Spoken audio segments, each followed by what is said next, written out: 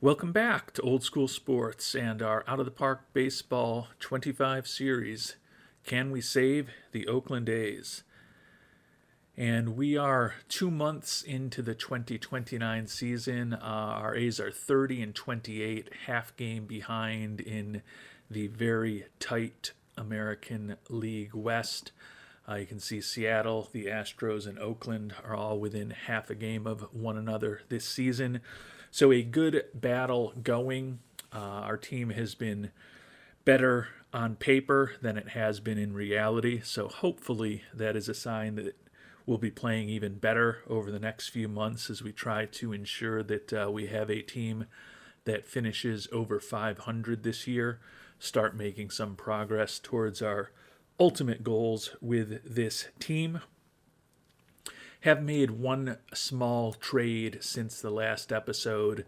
In the comment section to the previous episode, NS1 CLRK kind of noted that our bullpen on paper is not all that good.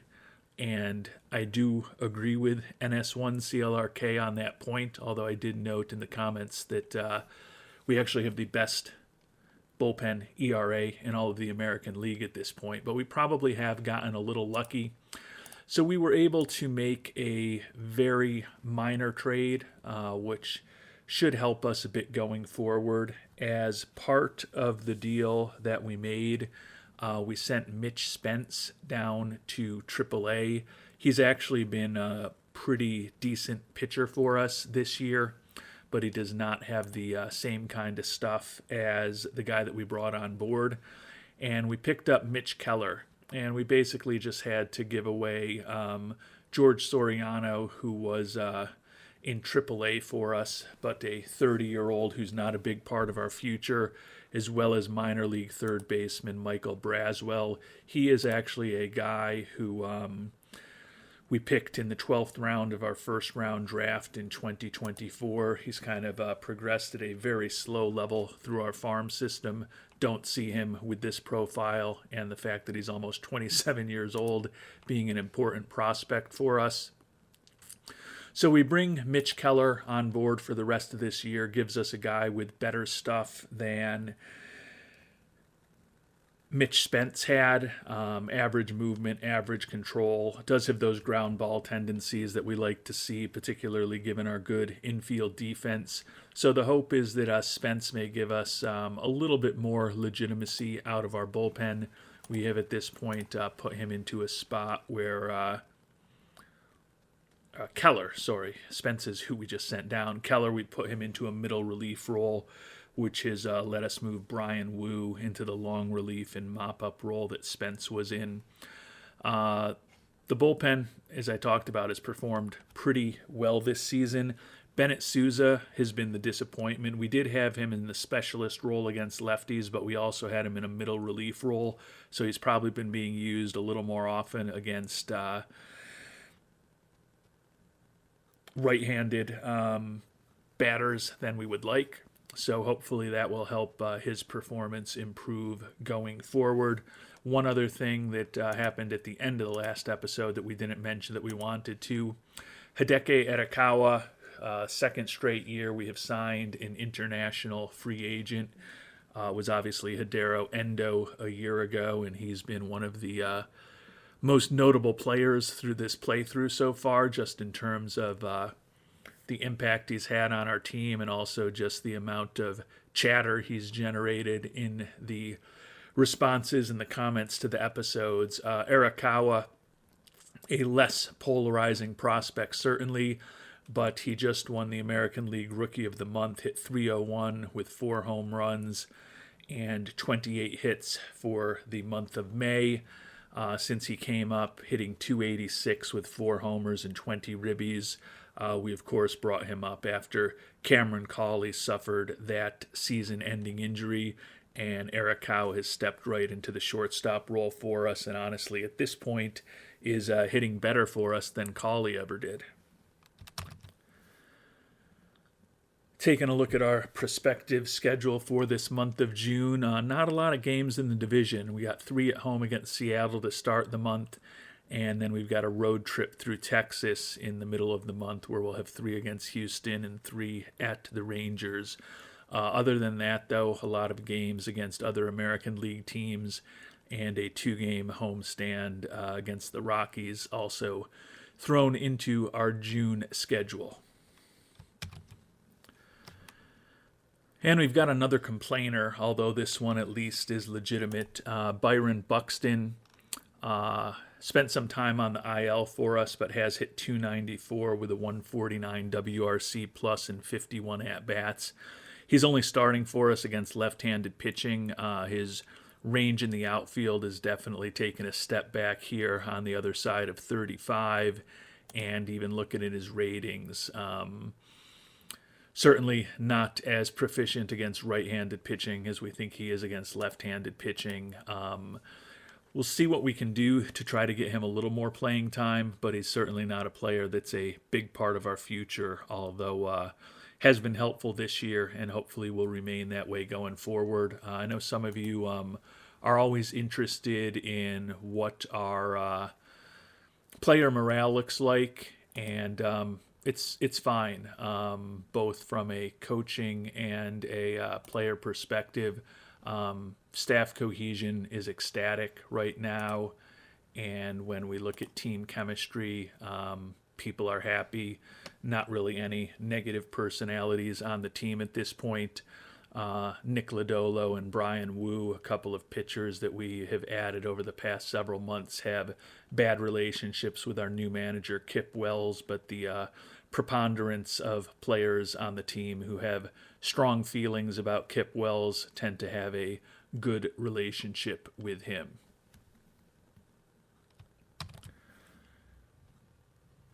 And midway through June, the month has been going pretty well for the Oakland A's. We took the first series of the month at home against Seattle, swept Detroit at home, did lose a series in Chicago, but then subsequently we took 2 out of 3 in Houston and 2 out of 3 in Texas. So as we sit here on June 17th, record is up to 40-33, and taking a look at the AL West standings, we're up a game on the Mariners and 4.5 on the Astros.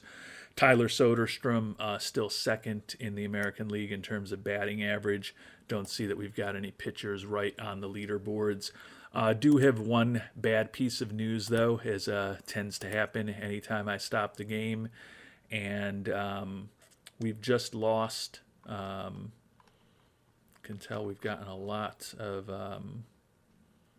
news here recently. Why am I not seeing the article? Well, I don't really need to see the article. I can show you that Luis Lara suffered a concussion, and he's going to be out 4 to 5 weeks. So hitting .259 on the year, a 92 WRC plus, a 1.1 WAR, driven largely by his excellent defense. I guess it's hard to find a positive in losing an excellent defensive center fielder who, when we look at his fielding stats this year in terms of his zone rating and defensive efficiency, has certainly been an above-average player, but trying to find the silver lining and things that will allow us to give more playing time to Mr. Buxton going forward, which will hopefully help him with his attitude. And with Lara, unfortunately, going to the IL, drilled down into AAA for one of our 4A guys, Sean Bouchard, minor league free agent signing from the end of December last year. He was pretty productive in AAA, hitting .274 with 13 homers and 32 ribbies and just 135 at-bats. Only going to regularly be in the lineup against left-handed pitchers, but think when we look at his profile that he may be somewhat productive against them, and hopefully can also be an occasional pinch hitter or 4th or 5th outfielder for us against right-handers as well. Good influence in the clubhouse, decent speed, not the most proficient corner outfielder in the world, but a guy who hopefully can help us survive the next month and a half till we hopefully get Lara back towards the end of July. And unfortunately, our injured list just keeps getting bigger. Chase DeLauder going to be out for 6 weeks with a fractured hand. He's been about as expected. We're hoping for a little more from him. He's put up a 104 WRC plus, which is kind of roughly in line with what he had done the last couple years in Cleveland. Does have 23 doubles already and just 280 at-bats, which is a pretty impressive figure. Only 6 homers and 28 ribbies, but he's been an above-average offensive player for us, which we have not always had, even in corner outfield spots where you should be getting some offensive production. And we've gone down to AAA again for a 4A veteran, Dalton Varsho. He hasn't been great in AAA, and looking at his batting profile, we're not expecting him to generate a lot of offense, but what he will let us do is move Buxton to left field against right-handed hitters, and at least we'll get a little bit better defense out of Varsho than I think we'll be getting from Buxton in center field. Also, we'll take a bit of stress off of Mr. Buxton.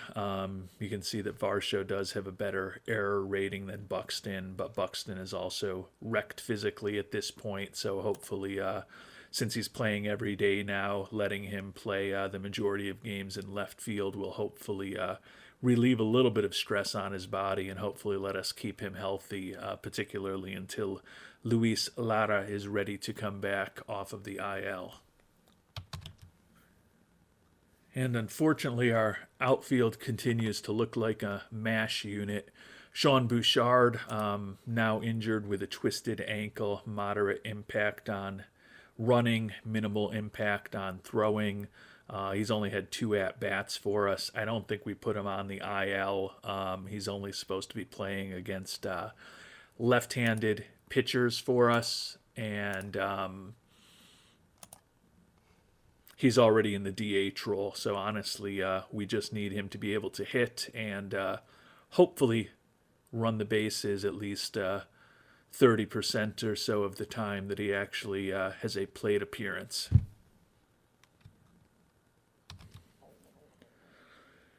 And despite the continued injury issues, still another solid week for our A's. We split the 2-game homestand against Colorado and then took 3 out of 4 at home against Baltimore, despite losing the first game of that series. We've got 3 at Tampa and 3 at Boston, and we will be into the month of July. We also have a mid-season review coming up very shortly. Should be more positive than most that we have had with this team, with a 44-35 record as we approach the midway point of this 2029 season. And we took 2 out of 3 against Tampa, once again winning the series the hard way after losing the first game on the road. And we've gotten to our mid-year review from Mr. Fisher. Our goal was to play 500 ball, and as we sit here on June 29th, we're 10 games over 500 at 46-36, first in the American League West. He's happy that we acquired Colt Keith.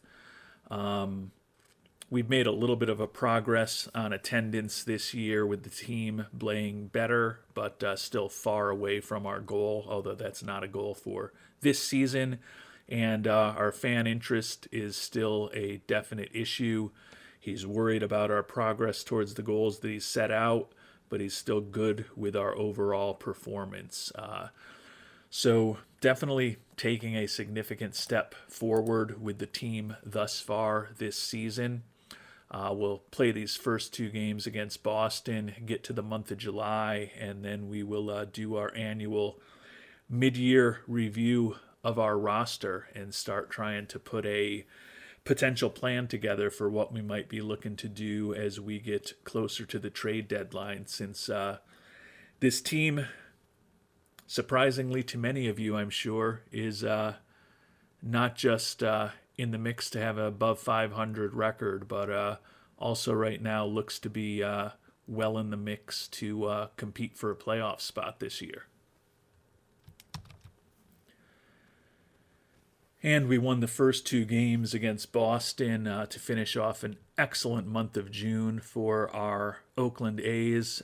Rookie of the month in the American League, Hideki Arakawa, for a second consecutive month. 326 average for the month, has pushed his batting average for the year up to 305. And Nick Lodolo, after a very slow start to the season, was 6-0 with a 1.67 ERA, 40 strikeouts, and 30 and two-thirds innings for us to win the American League Pitcher of the Month for the month of June. So definitely everything is coming up Millhouse at this point for our Buffalo, not our Buffalo Wings, that was last year, for our Oakland A's here. Just past the midway point of this season. At 48 and 36, we're still actually underperforming expectations. We should be playing well over 600 ball, according to our statistics. Haven't had a losing month yet, a little over 500 in both March and May, 500 on the dot in April, and then 18 and 8, won nearly 70% of our games for the month of June.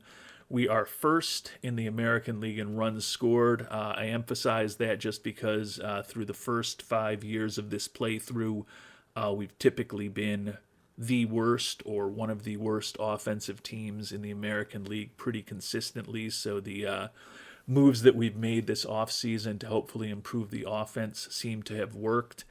And we are also first in the American League in runs allowed at this point. Bullpen ERA still outstanding. Starters ERA very good. And you can see we are first in the majority of pitching categories in the league. The only one we're middle of the pack is walks. And our defensive efficiency and zone rating are both the best in the American League as well. So best defense in the AL, allowing the fewest runs in the AL, and scoring the most runs in the AL. Definitely been a nice season for the Oakland A's so far, and we'll take a look at our roster now and try to figure out if there's any weaknesses that we really want to focus on in the trade market over these next 4+ weeks until we get to August. And taking a look at the pitching kind of shows you how much I know about setting up a rotation, because our 3, 4, and 5 starters have all been more productive than our first and second starters. Jackson Ferris, in his first year with us, 4-4 record, 4.64 ERA. Quite honestly, we're expecting a bit more than him. He's been below average in terms of his ERA plus and his FIP minus, although his Sierra is pretty solid. Still like his profile with his excellent stuff, plus movement and acceptable-ish control. Think hopefully we can get more out of the lefty as the season progresses. I guess the positive with him having a not-so-great season is that his arbitration number has come down. I believe it was about $3.6 million at the beginning of June, and it's fallen to about $3.2 million now. So he may be somewhat more reasonable for us to bring back in the future, as he's going to be hitting his arbitration year for the first time this offseason. Kyle Bradish, last year, that we'll have him since we picked him up in that trade with Baltimore where they retained his contract. Not nearly as effective as a year ago. 6-8 record. His ERA, which was the best in the AL a year ago, has nearly doubled, and the BABIP that he has allowed is 100 points higher, and that's a big part of the reason why his WHIP is worse. His ERA plus and his FIP minus obviously worse. His Sierra actually not horrible, and his WAR of 1.4 is certainly okay. Mason Miller having a pretty nice year, 7-4 with a 3.74 ERA, 90 strikeouts, only a 1.1 WAR, but he's certainly been respectable for us. We talked about Nick Lodolo, and he has definitely turned his season around with the big month of June that he had. We had higher expectations for him than many viewers, and thus far he's met them. He's already won as many games as he won last year with the strong Atlanta Braves team, 8-4 record, 3.97 ERA, struck out over 100 batters already. ERA plus and FIP minus both above average, and a WAR of 1.9 at this point.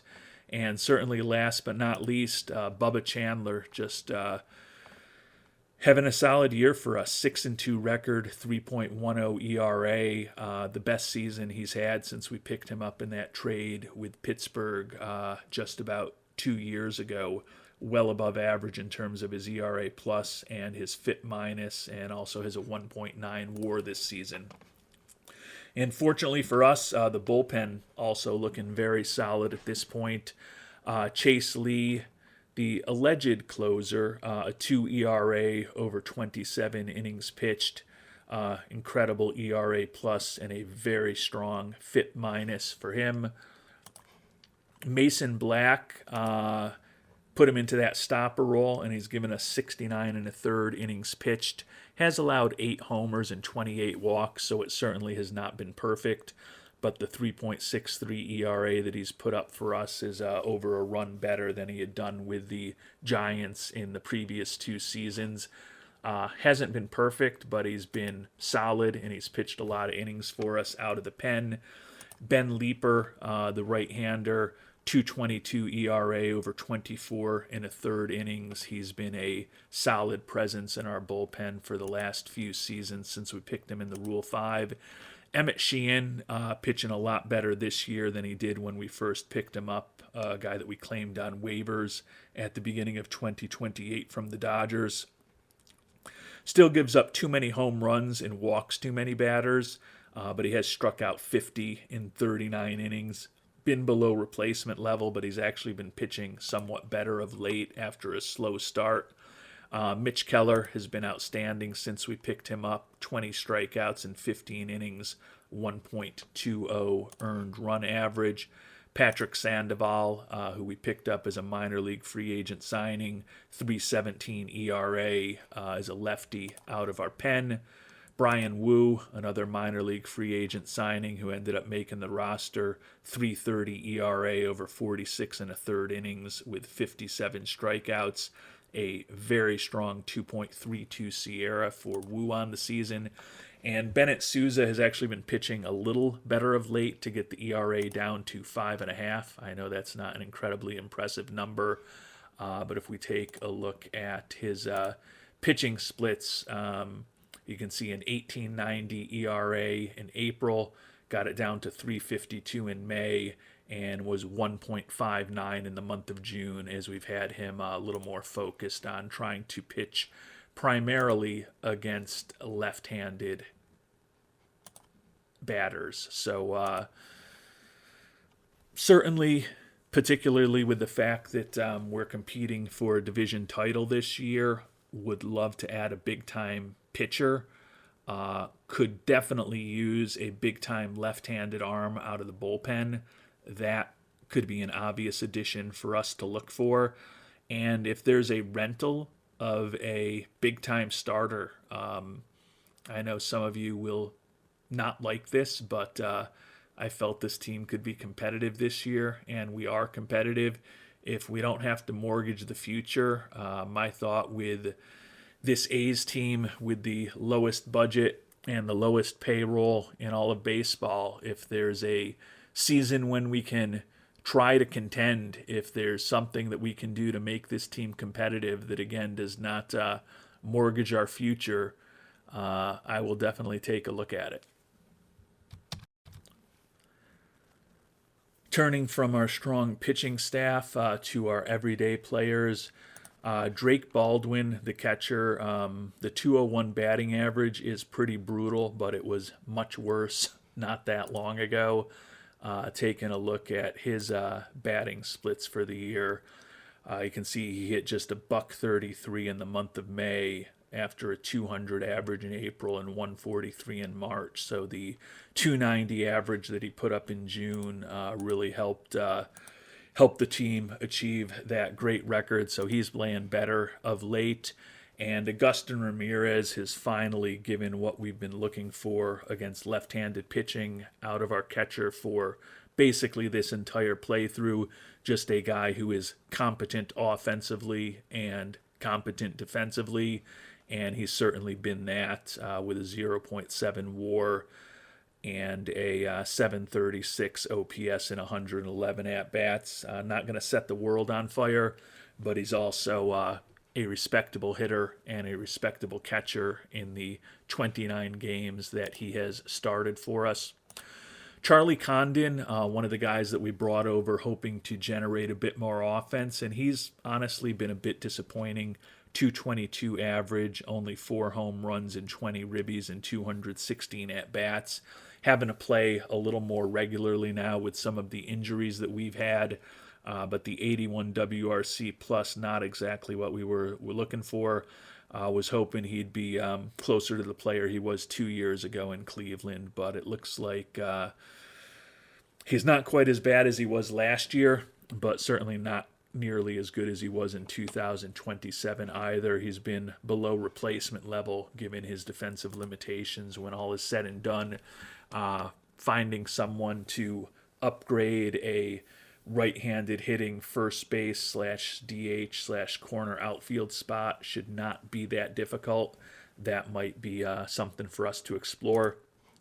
Talked about Tyler Soderstrom.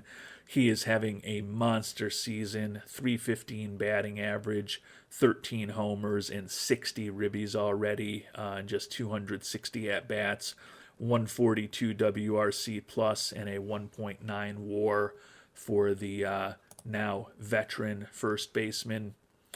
Max Muncy, only hitting 210. He's finally getting a chance to spend the entire season in the majors, and the injuries that we've had have certainly given him an opportunity to play even more than we thought he might.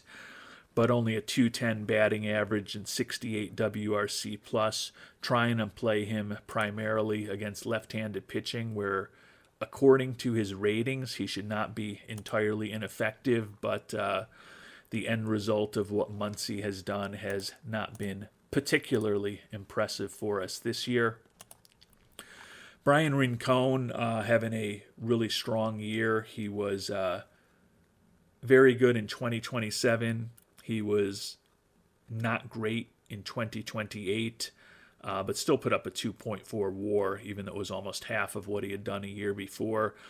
This year, the offense and the defense are all coming together. 271 batting average, 15 doubles, 9 homers, 121 WRC plus, and he's already got a 3.1 WAR here.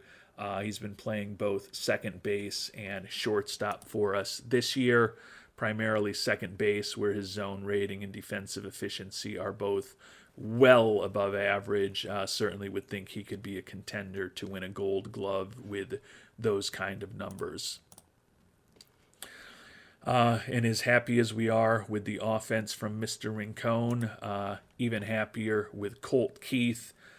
He's been the guy who's the straw that has stirred the drink. When he was on the IL for the better part of 3 weeks, the team went into a tailspin. When he's been in the lineup, the team has been excellent.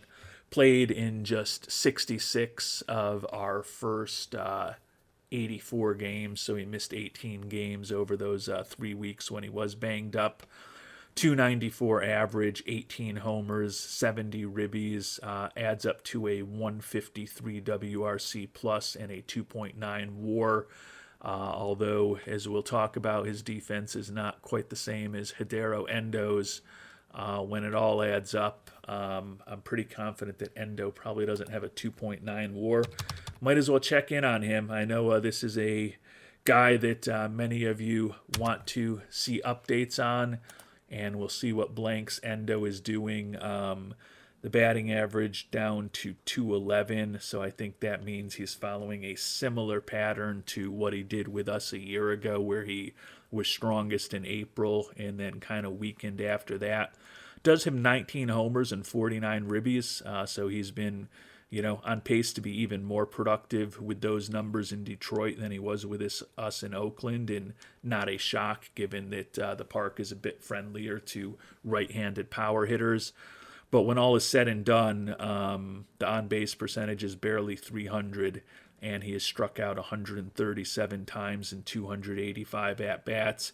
Adds up to a 93 WRC plus and a 0.6 WAR on the season. Take a look at the splits for Endo, and he hit 253 in April, 204 in May, and he's down to 172 in June. Obviously, a small sample size of only 2 seasons, but the pattern was very similar last year as it has been this year with Mr. Endo. I will give him credit for his fielding, certainly an above average defensive third baseman. And as we've talked about, our friend Mr. Colt Keith is definitely a below average-ish defensive third baseman. Zone rating a bit above average, defensive efficiency a bit below average.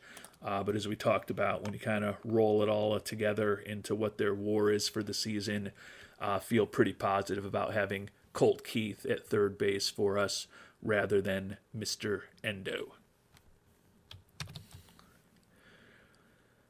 And before we get to the outfielders, we'll take a look at two-time AL Rookie of the Month, Hideki Arakawa. 305 average on the year, 5 homers, 36 ribbies, and 197 at-bats, 114 WRC plus, and a 1.6 WAR. As I mentioned, he's been really good for us. We signed him as a minor league free agent. He was an international free agent from Japan that just didn't get a ton of attention.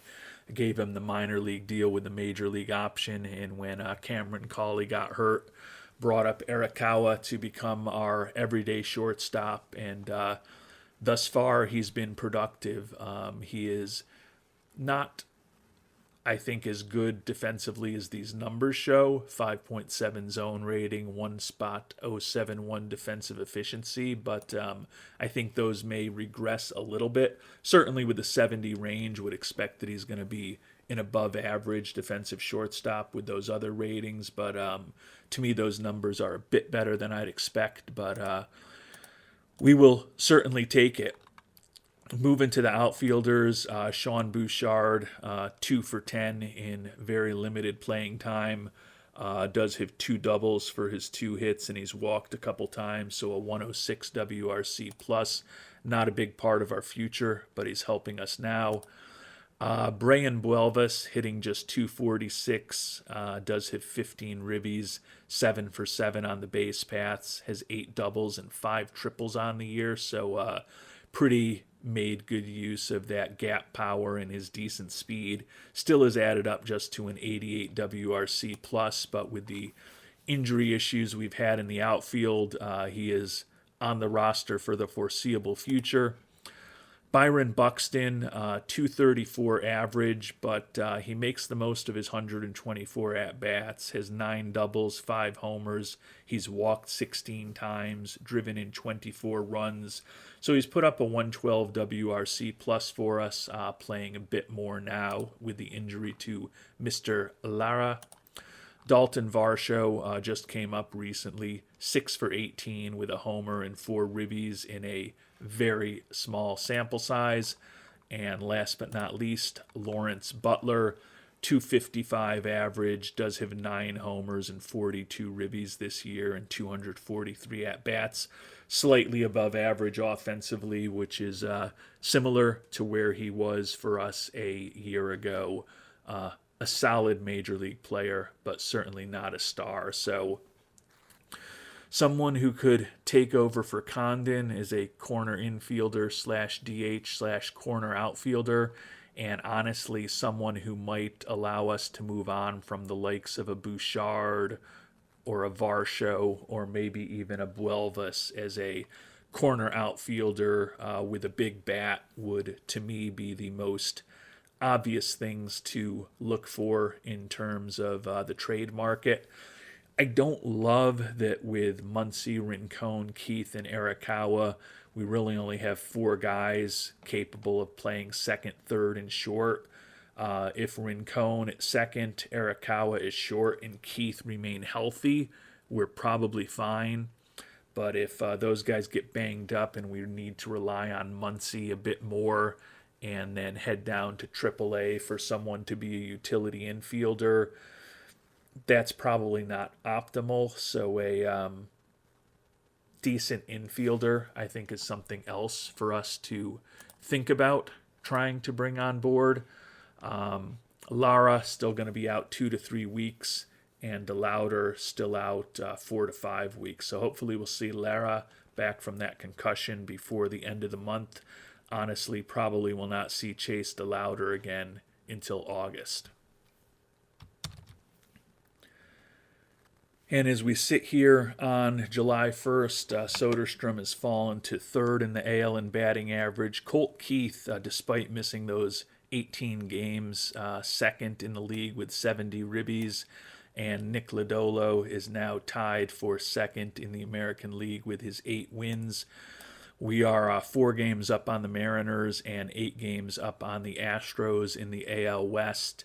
At 48 and 36, however, we do have the worst record of any of the division leading teams in the American League. So even if we were to have the season end today and win the AL West, we would unfortunately have to be playing in one of those risky wild card series. But at this point, with how the first 5 seasons of this playthrough have gone, we will take a risky wild card series because it'll mean that we are a playoff team. And we've actually got a very weird schedule between now and the All-Star break. Finish up the series against Boston on the road today. And then we have 3 games at Houston, a home stand with 3 games against San Francisco, 3 games against Houston, and then we go on the road for San Francisco for 3 games before the All-Star break. So a bit weird that all 12 of our games after this Boston game before the All-Star break involve a National League West team. A little less odd that it does include the 6 games against our divisional rival. We won't sim all the way through the All-Star game in this episode, but we are going to sim the next week and a half and see who is on the board for our Oakland A's to consider with the 3rd pick in the upcoming draft. And we took the final game in Boston. Colt Keith was just named the AL Player of the Week, 11 for 27, drove in 12 runs, scored 6. Power rankings, our Oakland Athletics inexplicably are considered the top team in Major League Baseball right now. And after that excellent month of June, the month of July also off to a good start. Took 2 out of 3 in Houston, and then we just swept the Giants at home.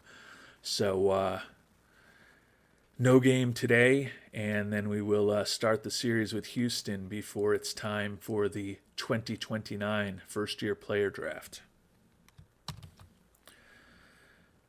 And we won the first game of our series against Houston. So as we sit here on July 11th, the A's at 55 and 37 have a 7.5 game lead on the Mariners in the division at this point, and things have really flipped with this 9-1 record over our last 10-5 wins in a row. We now inexplicably have the best record in the American League, so we would not just avoid a wild card series, but we would have a home field advantage as long as we were alive in the American League playoffs. Keith is now leading the league in ribbies, ranked 2nd in OPS, Soderstrom 3rd in the league in batting average. And things are going really well, but it is now time for the draft. So we will turn our attention to trying to build for the future. And interestingly, before we do that, amazing how quickly things have shifted for Byron Buxton. Now that he's playing every day, his stay with the A's has been a positive experience. He'd like to talk extension. Put up a 113 WRC plus for us. Only looking for $2.8 million for 1 year. I don't think we're going to chase after him. He will be 36 this offseason. He's wrecked physically. Don't really think there's any point to make a commitment to him for next year at this point. I don't think he's going to magically become a $10 million player. It's possible we may have to spend a little bit more if we decide to bring him back than trying to sign him now, but there's no guarantees that we'll want him on the team next year, even though he has been pretty productive in the role that we've carved out for him this season. So turning to the first-year player draft, as I've mentioned, our A's will be picking third. Only Toronto and Detroit will be picking before us.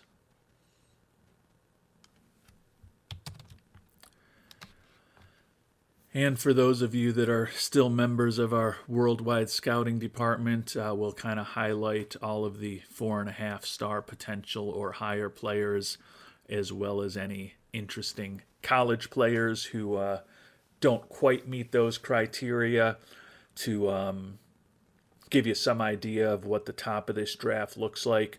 Hopefully with the third overall pick, we'll be able to add someone who is a pretty interesting prospect. So if you have thoughts on what we should do, always helpful to hear them, although the folks who have been beating on me for several seasons now about drafting college players tend to always end up frustrated. But you can see here, just looking at this list, not a lot of college players on the top of the draft among the hitters. Pete Allen, a first baseman, very interesting potential bat with potential 65 contact and 65 power. Not a lot of speed, doesn't bring much to the table defensively. He is cheap, but I tend to think that's hopefully a guy we won't be picking third overall. Greg Cuff, a left fielder, really like his bat. 70 contact, 60 gap power, 80 power, 60 eye if he completely develops. High adaptability, low financial ambition. Not great defensively, not a ton of speed, but he's put up OPSs of over 1.600 every year that he's been in high school. Pretty impressive left-handed hitter, even though he's probably more of a DH than anything else. Think he'll certainly be in the mix. If it came down to Allen or Cuff, I'd certainly go with Cuff. Shortstop Mike Deakins, like the glove, with a potentially interesting bat. If he fully develops, he's above average at everything with borderline excellent power. So for a good defensive infielder who could be an excellent second baseman, I think, even though that's a position that he really hasn't played, think he is an interesting prospect to consider. Chris Doubles, a second baseman, don't love him defensively. Do like the high adaptability and work ethic, although I don't love the low intelligence. But a pretty interesting bat with potentially 75 home run power and a 60 eye. He's also a switch hitter. John Eldridge, first baseman, love the potential power and eye. Does have high work ethic, looking for $11 million. I tend to think we probably want someone a little more of a two-way guy than just a pure first baseman with no speed and no defensive ability. But Monster Eldridge with that 75 power and 75 eye is going to hit a ton of homers and draw a ton of walks if he reaches his potential. Another first baseman, Jamari Mansaray. Another really interesting bat, potentially 70 contact, 70 power. Another guy who's awful defensively, not a ton of speed, looking for a lot of money. Very intriguing left-handed hitter. I don't think that's the direction I'll go. The last of the 5-star prospects, Curtis Rowland, 18-year-old third baseman. Excellent speed, excellent contact, excellent gap power. Honestly looks a bit like the international amateur free agents we've been engaged with in these last couple of seasons. Don't love the low work ethic and intelligence since we've got young guys in the farm system with similar or in some cases better profiles. And he's looking for a decent amount of money, has some negative personality traits. I don't think that Curtis Rowland, third baseman who's known as Flamethrower, will be the direction that we go. There's also a handful of 4.5-star prospects, I guess technically a bit more than a handful, and that's where the first college player that we'll be talking about shows up. First baseman, Ben Branzel, good contact hitter, fragile, slow, dumb, not that good defensively. Pass. Mike Finley, center fielder, pretty well diversified offensive profile if he reaches his potential. Good speed, competent defensively, looking for very little money. I like him. I don't think he's a guy we end up taking third overall, though. Sam Lishman, a shortstop. Pretty interesting profile here. High work ethic. Pretty good range and a very well-balanced hitting profile. Not looking for much money at all. Left-handed hitting shortstop. A lot to like about him. I feel like number 3 overall might be a little ambitious. Eric Orneas, third baseman. Durable. Pretty solid batting profile. Not great defensively, but can play the position. Probably won't be the guy that we end up with, I don't think. Luis Orozco, shortstop. Like the contact, gap power, the speed. Competent defensively, although he's really not a shortstop. Looking for a decent amount of money. Home run power is brutal. The eye is not great. Probably not the direction we'll go. We'll wait on the college player Jake Ortega. Center fielder Danny Young, 17-year-old. Switch hitter. Kind of like him. Not looking for a ton of money. Pretty... if he reaches his full potential, it's a pretty nice batting profile. He's above average at everything. Borderline excellent gap power and well above average home run power. Got good speed, got good outfield range. I think among these 4.5-star prospects, he's probably one of my favorites. I don't know that he is a guy that we pick at third overall. And then we'll also touch on 2 college players who are 4.5-star potential. Center fielder Juan Hurtado out of Towson University. Like the outfield range, like the high adaptability, work ethic, and intelligence, should be able to develop pretty well. Has pretty good speed, good contact hitter, good gap power, decent eye. The home run power, not great. But a line drive hitter with that type of contact and that type of gap power probably plays pretty well in Oakland. He's got the speed to take advantage of the gap power. Certainly intriguing to me. We haven't looked at the other college hitter yet. I feel like third overall might be a bit aggressive for him, but certainly he's not going to be around in the second round. So if we want him, we would have to take him third overall. Another center fielder, college player, Jake Ortega, switch hitter out of Oregon State. Good contact, really good gap power, and a little better power in eye than the other college player, although his contact and gap power not quite as high. Has the speed to take advantage of that gap power, like the 65 outfield range. High adaptability. Would love to see, that high work ethic, high intelligence as well, but beggars can't be choosers. But a switch-hitting center fielder who's not that far off major league quality. Certainly a guy to think about. Looks like he could probably start off in Double A. He would certainly be a big time player if we started him off in high A ball and brought him on board. So I do think that both Mr. Ortega and Mr. Hurtado are interesting prospects to consider as center fielders. As much as I like the personality of Hurtado, I think at first glance I would probably lean towards Ortega if I were going to take one of them.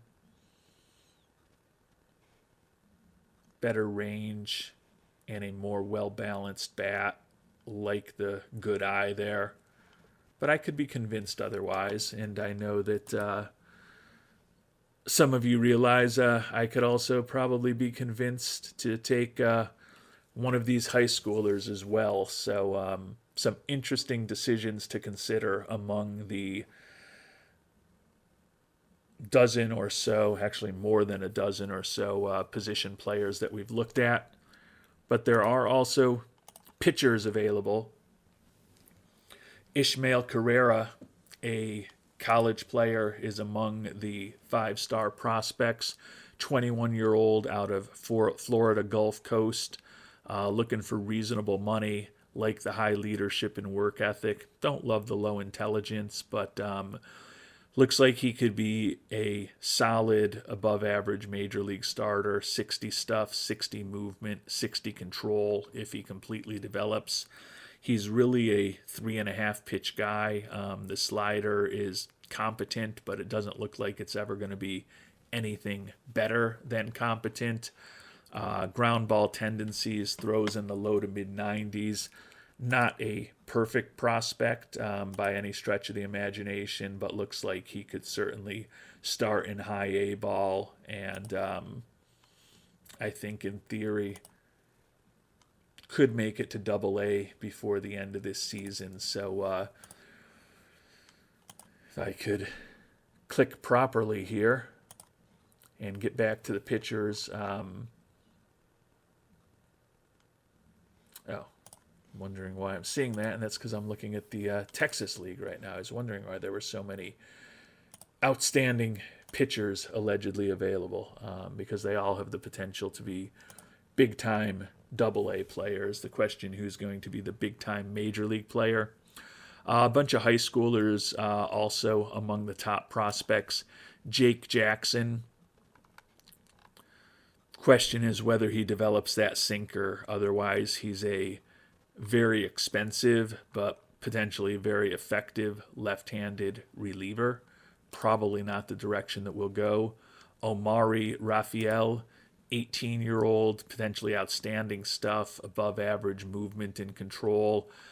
Could have a 3 to 5 pitch arsenal when all is said and done. Like the high adaptability and work ethic. 18-year-old, throwing in the mid to high 90s already. If we're going to go with a high school pitcher, those of you who have watched me over the years know that Omari Rafael has a profile that certainly is attractive to me. The last of the 5-star prospects, Luis Salinas, 17-year-old out of Mexico. Question is just whether his stuff develops enough. He does have high work ethic and intelligence, throws in the low 90s. We think his control and his movement could both be pretty solid.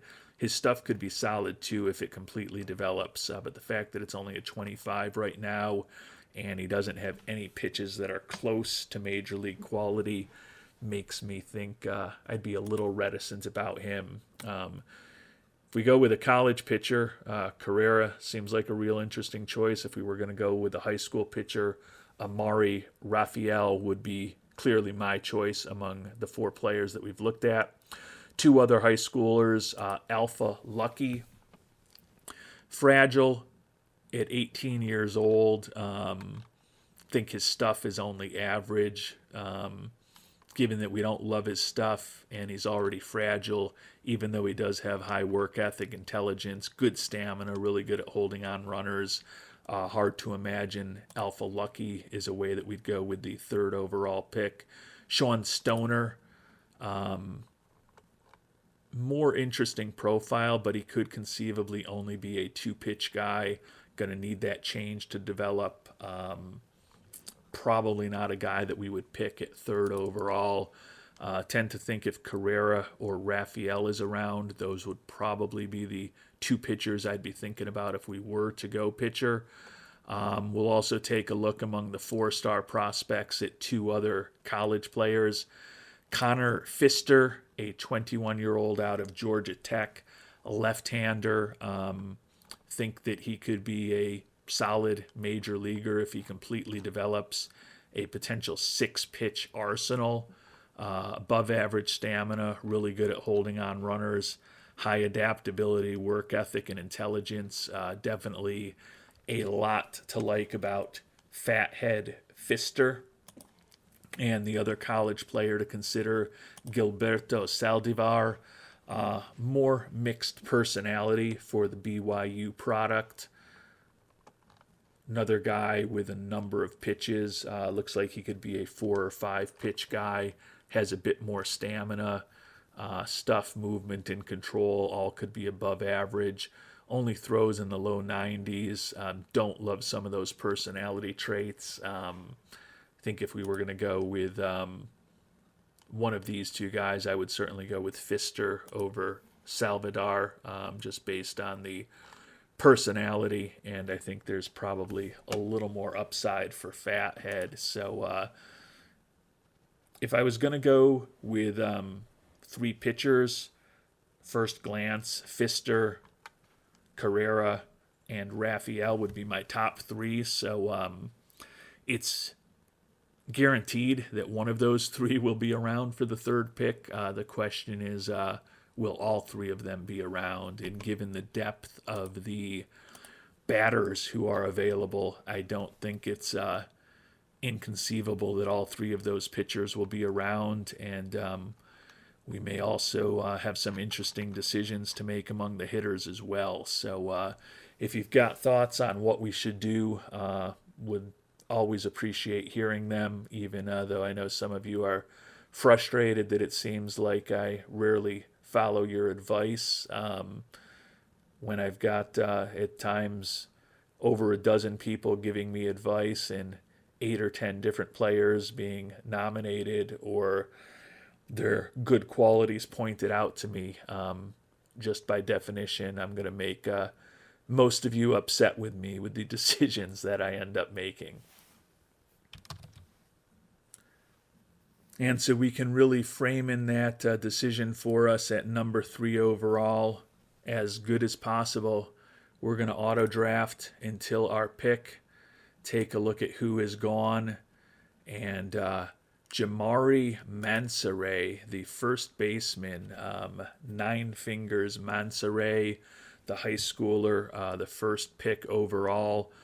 Certainly was an interesting bat, but as I talked about, I didn't think I was going to be going for a very one-dimensional player where we don't know a lot about his personality with the first overall pick. So happy to see him off the board. And then Jake Jackson went to the Detroit Tigers.